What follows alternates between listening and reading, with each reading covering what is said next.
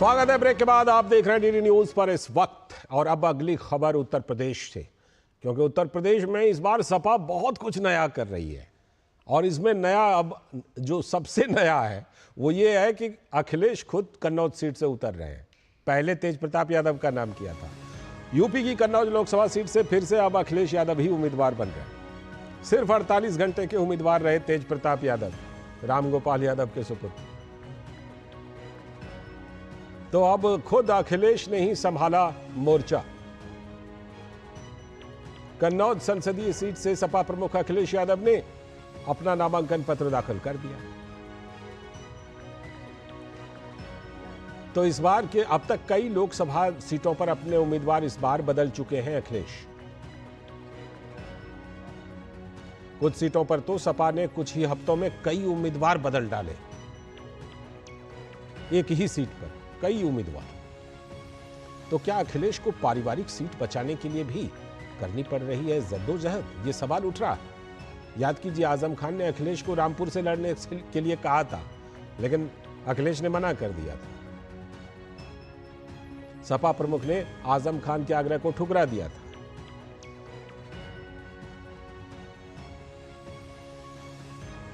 और अब खुद कन्नौज सीट पर उतर रहे हैं अखिलेश यादव।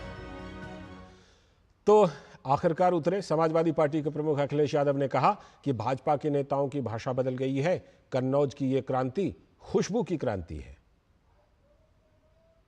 ये रुझान है, ये रुझान आ गए हैं। जो भाषा बदली है, जो भाषा बदली है, जो बीजेपी के नेताओं का देखा कैसी भाषा हो गई है।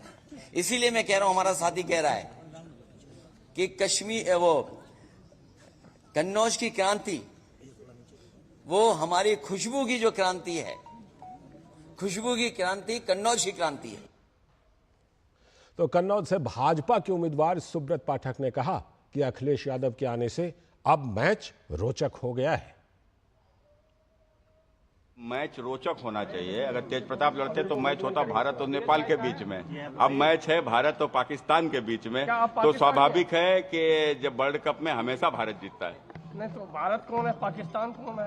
क्या आप हम स्वाभाविक है, हमारी सोच भारतीय है हम लोग, और इनकी सोच पाकिस्तानी। पाकिस्तान माने कोई देश नहीं, पाकिस्तान माने एक सोच, आतंकवाद, भ्रष्टाचार, बेईमानी, नफरत, लूट। तो ये इस प्रकार की सोच है, तभी तो माफिया के घर जाते हैं। माफिया घर पर जाकर कब्र पर फातिया पढ़ते हैं। क्यों जाते हैं भैया? वहीं राष्ट्रीय लोकदल के अध्यक्ष अजय चौधरी ने तो यहां तक कह दिया कि जिस तरह से सपा के प्रत्याशी बदल रहे हैं, तो हो सकता है कि फिर से टिकट बदल जाए। अभी देखिए कब तक वो लड़ रहे हैं। हो सकता है कल परसों कोई और लड़ना शुरू कर दे, टिकट चेंज हो जाए।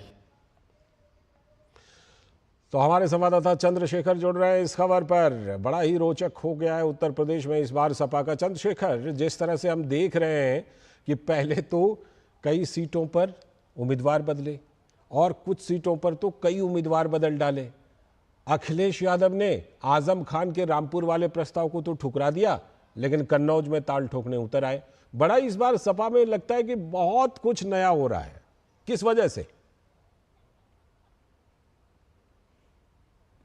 नया हो रहा है? और लोग ये भी सोच रहे हैं कि इस बार सपा को हुआ क्या है, क्योंकि लास्ट मोमेंट पे आकर के कैंडिडेट को चेंज करना।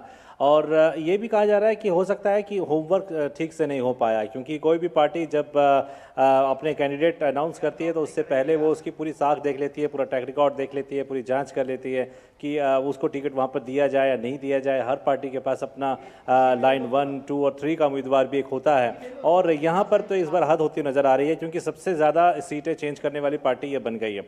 और आप तो सपा प्रमुख जो हैं, यानी कि अखिलेश यादव, वो भी खुद अचानक से वो कन्नौज से वो अपना नामांकन आज भर कर आ गए हैं। और जबकि आज लास्ट डेट थी ये नामांकन भरने की। बदायूं में भी ऐसे ही देखने को मिला, मुरादाबाद में भी ऐसे ही देखने को मिला, मेरठ में भी ऐसे ही देखने को मिला। गौतम बुद्ध नगर सीट से ये सिलसिला शुरू हुआ था अलाचन जी, और ये कन्नौज में भी लगातार जारी है। लोगों के बीच में भी कश्मकश है कि वो अपना कैंडिडेट माने तो किसे माने, क्योंकि 2 दिन से ज्यादा कोई कैंडिडेट रह नहीं पा रहा है। अगर किसी को कैंडिडेट मानकर वो अपना प्रचार भी करता है तो वो चेहरा ही बदल जा रहा है। तो फिलहाल आपका धन्यवाद करना चाहूंगा चंद्रशेखर। यही है जो समर्थक है उनके भी। चंद्रशेखर, फिलहाल धन्यवाद, क्योंकि हमें जाना है उत्तर प्रदेश के आंवला, जहां पर के प्रधानमंत्री नरेंद्र मोदी जनसभा को